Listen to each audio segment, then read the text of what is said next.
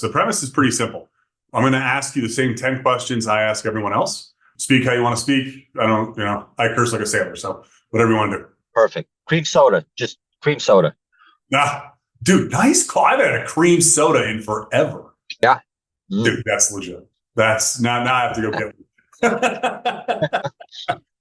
All right. So let's start this off with just kind of explaining your journey, right? So, yeah, if you share, how you became involved with opioids, like how you went through it, and what led you to actually seek recovery. Absolutely. So I come from a little town in Connecticut, New England. Our area was hit pretty hard. And I will never forget it. I was sitting at my buddy's house in his basement, and his friend came over. And he had a huge bag of Oxycontin 80 milligrams, the green ones. And they were going for $60. And me and my buddy were like, hey, no, we had no idea what opiates. I had no idea what Percocets were. I had no idea what Vicodins were. I had no idea what an opiate was. It was crazy. I had no idea. So how old were you at this time? We look at each other. I was, let's see, I was 18. Okay. Had you done drugs before that? Like smoke weed, drink beer, stuff like that? I smoked pot. Pot. I smoked pot, and I would drink once in a blue. Never been a big drinker ever in my life. But, I'd go out, have some drinks. Never like a blackout drinker either. I was always like designated driver. Just alcohol never mixed with me, And sure. I think for a lot of people, so I'll never forget it. We split it down the middle with a friend, $30. And the first night I ever did it, I barely made it home because I could hardly keep my eyes open driving. But I'll never forget laying in bed. I can't believe I remember this. Laying in bed and telling myself, Ed, if you were to die right now, holy shit, it's fine. This is the most amazing feeling ever. I was warm. I was cozy. And I'll tell you, a lot of pain disappeared because at the time I had no idea, but I have a lot of PTSD because my parents, Eastern European parents, very hands-on. I got my ass handed to me. Like, I didn't get spanked. I got beat. Sure. To a point, I remember one time I got beat and my ear started bleeding and I couldn't go on a school field trip. I couldn't find my report card once, and I'll never forget it. I was in the corner of my room, and my parents were just taking turns hitting me in the head. Where is it? Where? And at one point, my dad ended up hitting me, and I slammed into the desk. A pile of books fell over, and the report card slid out. And for like half an hour, I was like, "It's here." So, and my mom is very verbal, like, what are you, an idiot? What are you, complete? My whole life. Sure. I didn't know any of that. I was kind of like, 18 years old. So I wasn't really aware of that. A lot of times I'm like, oh, those are my parents. But a lot of pain disappeared when I did the Oxycontin. I think that's why I felt so good. I didn't care about being home. I hated being home. But when I was high, I didn't care about being home. Escape was the beast. Okay. Oh, God, yeah. And I'm telling you, and the more and more I learn about it, like the more somebody has like trauma and mental, emotional pain, the worse addiction is for them. Because I'll tell you, I have a friend, Matt, probably the best childhood ever, the nicest parent. And I know the ins and outs of this family, like nothing behind closed doors. Sure. He's tried the same Oxycontins. He's tried the same. But like I could see he was just a genuinely happy guy. And he just he just didn't need it.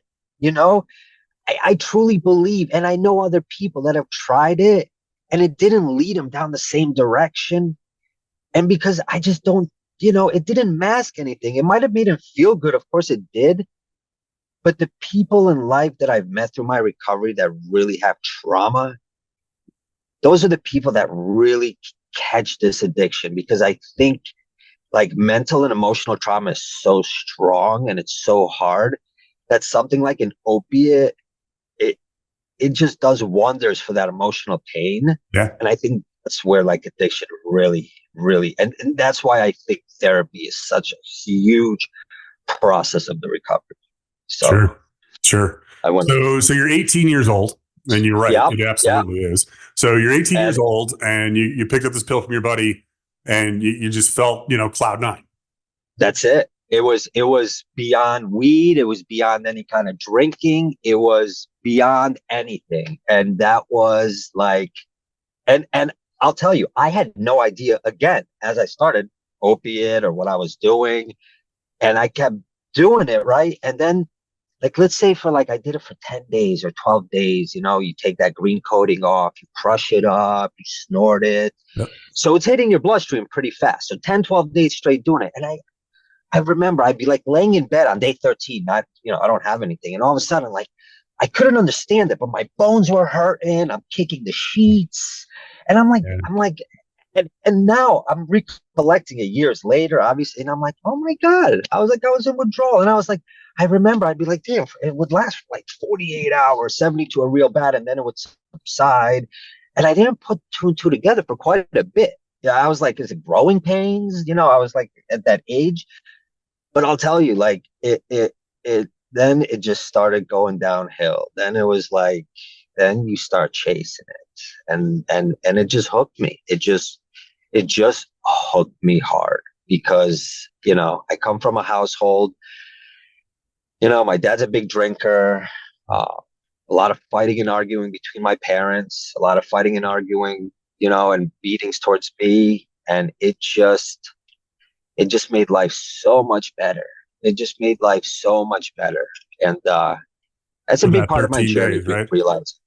Yeah. Yeah. Oh, dude. Oh, it really, it opened my eyes to what I have a really good grasp right now on why I couldn't get sober before and why I'm sober now. And I think that's one of the biggest reasons why I wanted to do this, because I think I really do have a really good grasp as why it took me as long as it did. Because my journey to sobriety was long.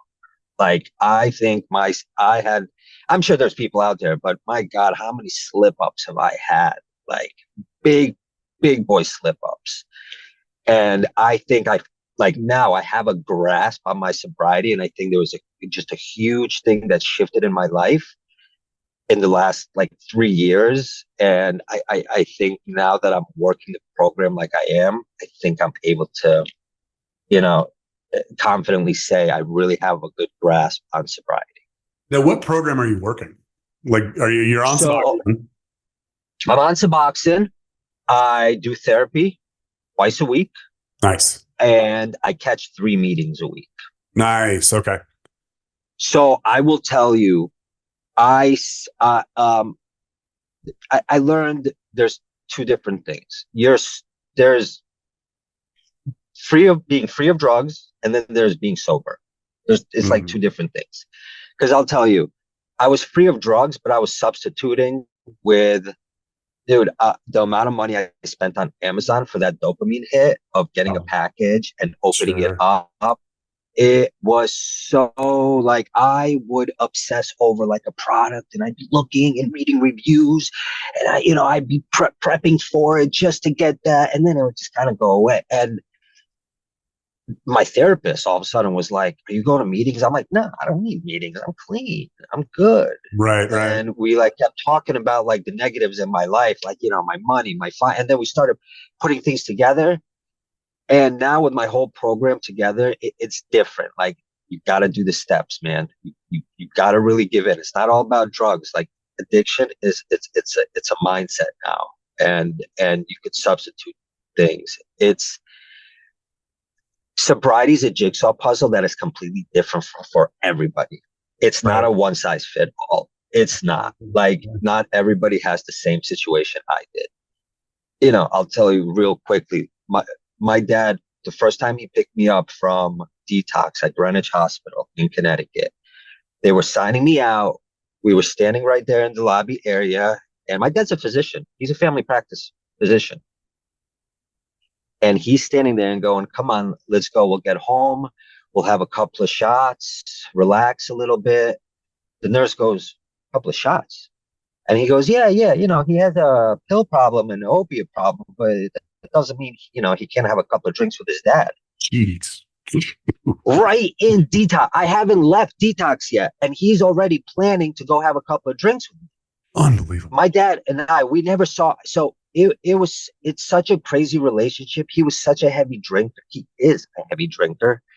I saw things. I saw him hit my mom, and the fights that would happen between them, the furniture that was broken, and then the following morning, it was like nothing ever happened.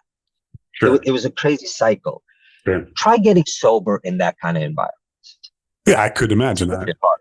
Yeah. Very hard. And because I got into the cycle of addiction at 18 years old, when you're addicted, it's very hard to save up money and move out of your parents' house. We all know that. Most people during the height of their addiction, they become homeless or they got to move in back with their parents or something. Nobody's thriving in active addiction. So it was hard for me to get out of the house. And getting sober with my dad and my mom, it just wasn't possible. And that is a piece of my jigsaw puzzle that I realized I had to take out a major part of my life, my mom and dad, for my sobriety to be successful. Nobody ever told me that in therapy. Like, who could have predicted that when I first got into my sobriety? That, nobody looked at me and was like, Ed, for you to be sober, you got to build distance with your parents. Like, that was just something I had to discover on my own. And it took a little bit to discover it. But once that happened, my sobriety started going towards the direction I wanted it to go. Sure. But again, that's my jigsaw puzzle. That's nobody else's. Which is typically the issue that we see, right? Is that, everyone wants to do the same thing for everyone in addiction to get them out and get them on that path. And that doesn't work. That's, your story is different than every other story I've heard so far. And it's going to continue to be that way. Sobriety or getting sober is an incredibly fluid process, man. It's so fluid, and there's progression, there's regression, and you really it is an incredibly hard thing to do. I will tell you that it is, but you gotta work a program. And as a lot of people say, oh, I'm just going to do it on my own. It sounds cliche, but it's incredibly hard to do on your own. Absolutely. It is, maybe there's somebody out there that they're resilient, like a David Goggins kind of an individual. Maybe, right? I would imagine you could probably do it. Probably. But the majority of us, we need help.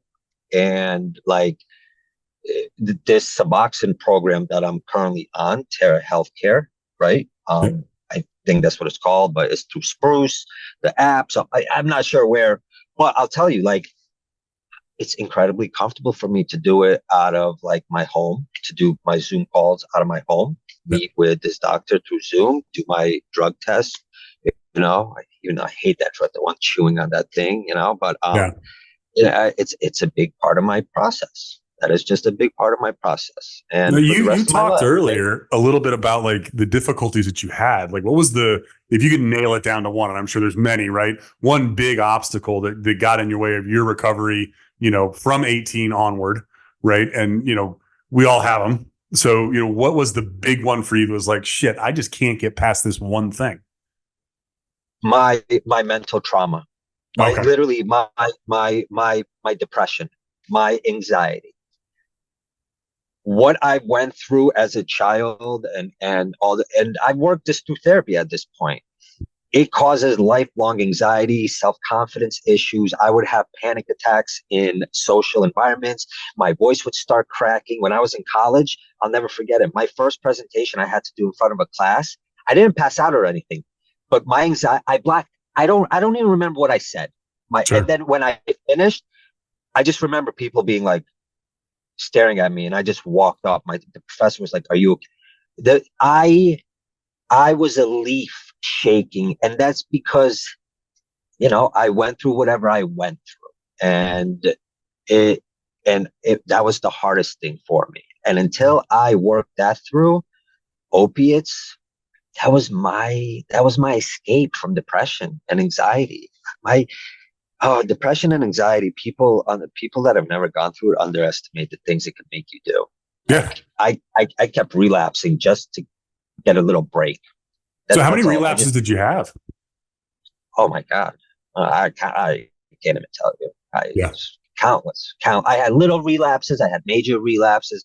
You know, having the wrong people around you. You know, I had to cut out this person out of my life, but it was an individual that I know I could text and be like, "Hey, what do you have?" You know, oh, I Oh, okay. got this, that, and the other, and it was like, should I? Should I not? Should I not? Oh, Sure. I've been feeling so down lately. All right, and again, that was You'd my rationalize escape. it in your head and have that safety It net, if was you the will. weakness. Yeah. Yeah, yeah. Yeah. It was a weakness, So and it was a so you said you had to like change your friend group, right? Obviously that's a large part, cutting off people that maybe the connect, when you may need it and all that kind of stuff. You also mentioned that you Mhm. go to group therapies and you hit meetings 3 times a week, which is awesome. Yes. How Yes. important for people who are watching this that are relatively new into the recovery or looking to enter recovery? I get a lot of pushback as the owner of Recovery Delivered on meetings and going to meetings because we always recommend it, but we don't require it. Right. But I know the Sure. value there. And a lot of people look at 12 steps and get really freaked out because a lot of people with step 2, specifically, your higher power, that's a big Yep. one for a lot of people these days that aren't Sure. religious groups. So, how important for those Absolutely. watching would you say hitting those meetings and early recovery and ongoing clearly after 3 years is to you in that recovery situation?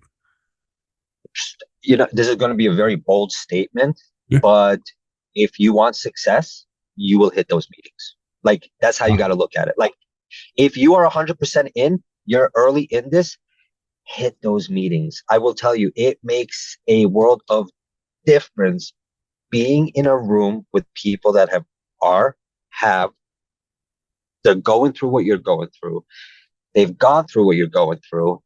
It is incredibly powerful. It is incredibly powerful. And cool, for whoever's watching, I was you. I pushed back. I didn't go for a long time and it didn't work. It did Mm. not work. You know what? I perceive myself as a pretty intelligent individual and I could rationalize and I could, sit down and analyze things. But I got to tell you, the power of the meetings, the power of working the steps, it's the value there. I can't even put into words. I think sobriety is such an important thing for us addicts that if you're early on and you don't give the meetings a shot, I don't want to say it, but I think you're going towards failure. And I don't want to generalize everybody. Again, there's people out there that maybe, Sure. but without those meetings, you're taking out a big part of the process. Big Excellent. part of the process. Yeah, we get a lot of pushback, and I help people outside of Recovery Delivered get sober, alcoholics, a lot of that, just because I have that in my family, and so working and telling them go to a meeting. I hate meetings. Well, okay, why? Like, what aspect is it? Because you're looking at people that could be where you are in the future and have the stories that Absolutely. you're looking at and going, "Holy shit, you did what?" Right? Like that kind of stuff scares you and makes you uncomfortable, and you don't want to sit through Absolutely. that. Or is it just that you're going to have to look at yourself during those 12 steps? And that is scary as shit for a lot of people.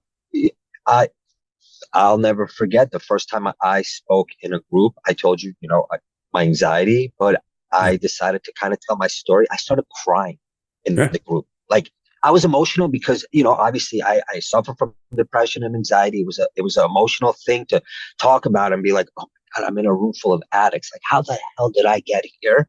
I Sure. got emotional and I cried, but dude, I felt so good. And the people only made me feel better after Yeah. that. Like, it was probably, I could even call it like a breakthrough moment, and it happened in the room. Like, it's very powerful, and you got to give it a shot. And there's really no excuse because they're all over the place. The times are all over the place. Lunches, evenings, dinners, male groups, female groups, open book, non-open book. It's insane. Like, what's out there. There's really no excuse to give it a shot. Really. That's excellent. No, what was the moment, if you remember this, what was the moment that you realized like, oh shit, I'm in it. I need to get out of it. That first moment, what was that for you? When so I got married 5 years. Well, I met my wife later in life. So I met her 6 years ago. We got married 5 years ago, Nice. and I had a relapse. So my cleanest sobriety period is I haven't touched 3 years now. 3 years. Congratulations. That when I say 3 years, I no clonazepam because I was prescribed clonazepam for a little while. Mhm. I got off. So the only thing is I'm on Zoloft right now and Sure. Suboxone right now. Those are my medications. Sure. That's it. So my turning moment was when my son was 6 months old. I had relapsed. I took him for a walk. My wife is in mental health. She's a children's psychiatrist. Oh, wow. So my wife is very attentive. My wife is a godsend to me, a godsend.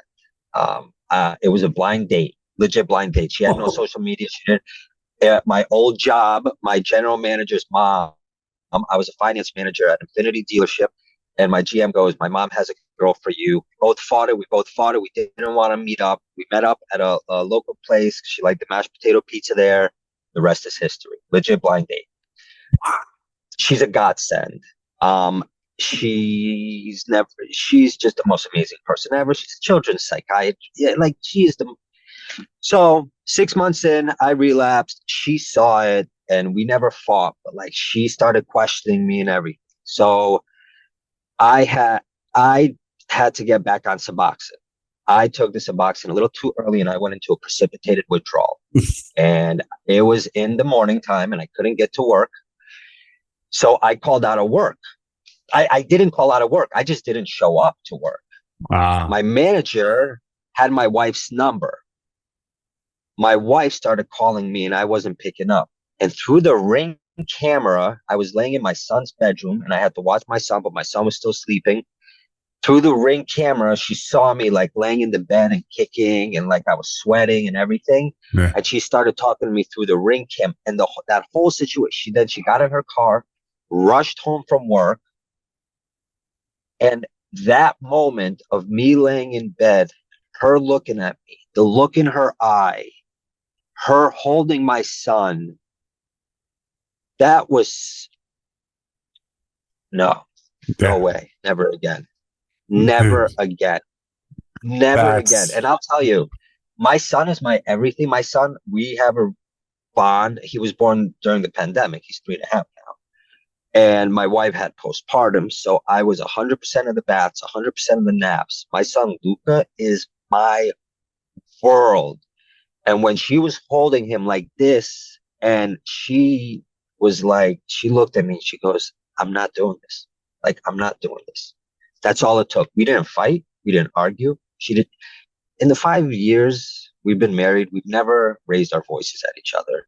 Wow. We've worked through the most toughest situations, like having a baby during a pandemic, moving. I changed jobs. We had stressors up to here, and we've gotten through it all, and we continue to get through it all. But she looked at me and was like, "Eddie, I'm not doing it." And that was the day. That's all. I just needed to see my son and my wife, and that's it. So. Well, she's going for sainthood.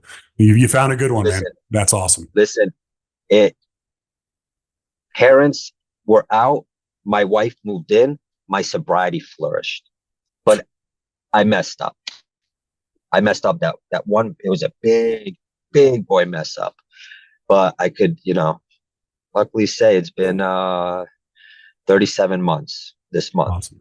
That's awesome, man. Congratulations. Yeah. That kind of realization in that moment, man, when you're, especially with kids, right? And you have that bond. I have the same bond with my daughter, and it's the most impactful unreal. thing in the world. It really is. There's nothing that compares to it. Unreal. It's unreal. And my son got lucky in one way. When you become a father and like time starts going and you start being like, "Oh my God," I started questioning, why did my parents do the things they did? Because I couldn't imagine doing these things with my son. And like my bond was growing, and I'd be like, damn, like So I started, like, my therapy really started when my son was born, because I started realizing all these things about my parents. And I was like, well, why did they do it this way? But I love my son so much. I would never do it like this. And I started obsessing over childhood development and the effects of yelling at your child and the effects of hitting your child. And I started doing it. So I even started a YouTube channel called Everyday Dad, in which Nice. I talk about like things like fatherhood and things like that. And I just posted my introductory video on my channel. It takes a while to edit these things, but it's a passion of mine. Yeah. So it's all, and sobriety is the biggest part of it, I guess. Going off on a tangent. Well, what's the name again? Drop it so I can add it to the As Everyday Dad, it's a Everyday new Dad. Right? channel. It's a passion of mine. I'll email you the link. It's something that I really wanted to grow, and I think my sobriety is a big part of it. And my sobriety allows me to be the best dad I can. And if anybody's watching this, I'm telling you, if you have children, God, for somebody that's gone through the trauma that I've gone, and I'm in therapy right now and everything, and unfortunately, it is PTSD. We really gotta be careful with how we are with our children, because the long term effect is wild. Yeah, It's wild. absolutely. It really Absolutely. is. So We all have, I'm 42, right? And so I'm 41. growing Yeah. up, our parents weren't exactly, what we are today. There wasn't all the education. There wasn't YouTube channels. There wasn't anything. It was just, how their dad treated them is how your dad Yeah. treats you. Right. And so, Absolutely. my dad did a good job kind of mitigating a little bit, but it was still, we don't cry.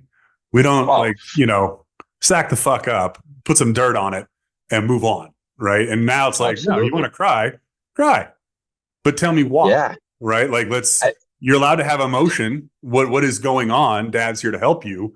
Like, let me work with you on it. And it's 6 years old. Holy shit. When she's 13, I don't know what the hell I'm going to do. But until then, it's like, okay, let's work on the emotion and how you react to the emotion, because you don't Yeah. hide emotions. You control your reaction to them. That's Yeah. where you need to be a Absolutely. functional adult, right? So it's Absolutely. crazy how that can transcend down generations, and you're doing a great job by fixing that, because clearly you're not going to go the same direction. No, no. And I tell everybody, our kids are our future, and like a big trick my wife taught me is validating even a 3-year-old, a 2-year-old's feelings and emotions. Our parents never validated. No. My mom, Yeah. what? You're upset about what? Get out of it. It was, or it's like, I was depressed in my household. A father who was a family practitioner practicing, he didn't believe that his son had anxiety or depression. They didn't believe it. That's crazy. And he had patients on Zoloft and Lexapro, but in my household we weren't allowed to have it. And if we talked about it, it was so, yeah. And like my dad, I only see him a couple of times a year. Sure. My dad, well, 8 years ago he left during New Year's Eve, right during dinner. He got up, left, and then the house phone rang, and he goes, everybody's got an hour to get out of the house. So he divorced my mom. Get this, divorced my mom. I just got scared. My coworker just scared me. So he divorced my mom. My family got completely broken up, and then him and my mom just got back together 8 months ago. Oh wow! And he doesn't really want anything to do with his kids. He's seen my son, who's his only grandson. I think he's seen him maybe like 10 times, maybe. I just went to his apartment for a holiday. Ever since him and my mom got back together, I've been at his apartment twice in the last 8 years. So we have no relationship. Wow. Okay. So pretty wild, for somebody that is so strongly bonded with my son as I am. Yeah. I don't really know what that feels like on my father's side. So I'm glad you're fixing it, man. I'm glad you're the one making change. I know we're supposed to be talking about sobriety, but I'm telling you, like, all these aspects of life, like relationship with your parents, relationship with your wife, jobs, children, programs, Suboxone treatment. These are all pieces that you kind of have to like align for a program to work. I'm like telling you, like, it's all connected. And the faster people kind of broaden their look on their life, I think the faster they'll get to like a nice, successful program that works for them. Because Sure. it's not one size fits all. Like I said, it's fluid, and you really got to open your mind to like, what's in my life right now? Yeah. What do I have to do to fix it? And with the least amount of friction. That's that's you're 100% right. And I've got nothing to add to that. And it's, I've been doing this for 12 years, and to be honest, that is distilled down to the most simplistic way of looking at it. And it's perfect. Well done. Very Yeah, well I done. mean, that's really it. What advice would you get or give to someone, who's currently in the struggle? They're trying to fight the good fight, but they don't know where to go. They're kind of just stuck. What advice would you give them?